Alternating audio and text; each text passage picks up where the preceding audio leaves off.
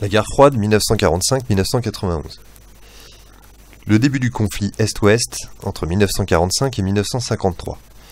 À la fin de la Seconde Guerre mondiale, les puissances victorieuses s'entendent pour préparer l'après-guerre.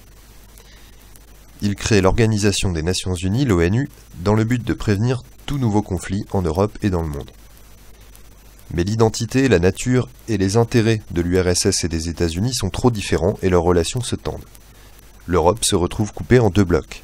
Tandis que l'URSS met en place des régimes socialistes dans les pays d'Europe de l'Est, les États-Unis aident l'Europe de l'Ouest à se relever et à se reconstruire en leur fournissant une aide économique, le plan Marshall. Durant cette période, on s'est souvent rapproché d'une guerre entre États-Unis et URSS sans pour autant que le pas soit franchi. L'Allemagne et Berlin se retrouvent au cœur de cette division entre le bloc de l'Ouest, sous influence américaine, et le bloc de l'Est, sous influence soviétique. L'Allemagne est divisée en deux, tout comme la ville de Berlin, et en 1948 et 1949, les armées soviétiques de Staline empêchent toute relation entre Berlin-Ouest et le reste de l'Allemagne de l'Ouest.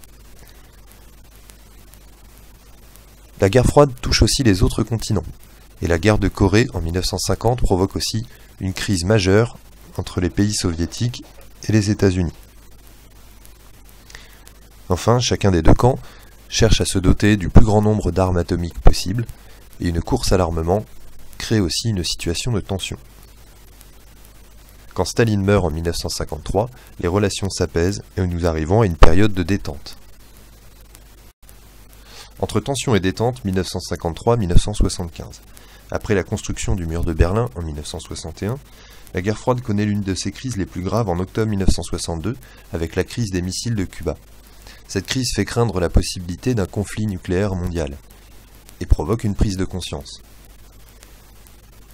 C'est le début d'une période de détente relativement longue, durant laquelle les États-Unis et l'URSS tentent d'aboutir à des accords de désarmement.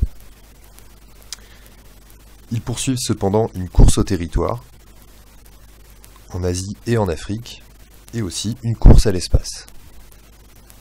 C'est pendant cette période que les États-Unis s'engagent dans la guerre du Vietnam et mettent les premiers pas sur la Lune. Vers la fin de la guerre froide, 1975-1991. Lorsque les Soviétiques décident en 1979 d'étendre leur influence en Asie centrale en envahissant l'Afghanistan, et de déployer une série de missiles nucléaires le long du rideau de fer en Europe, ils sont à nouveau considérés par le bloc de l'Ouest comme une menace pour la paix mondiale. Les États-Unis se lancent à leur tour dans une course à l'armement.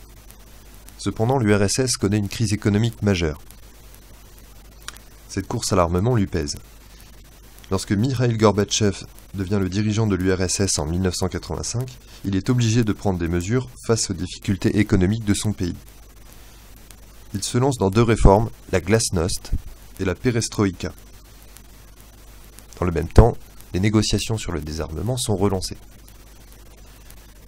La chute du mur de Berlin, le 9 novembre 1989, met un terme à la domination soviétique en Europe de l'Est.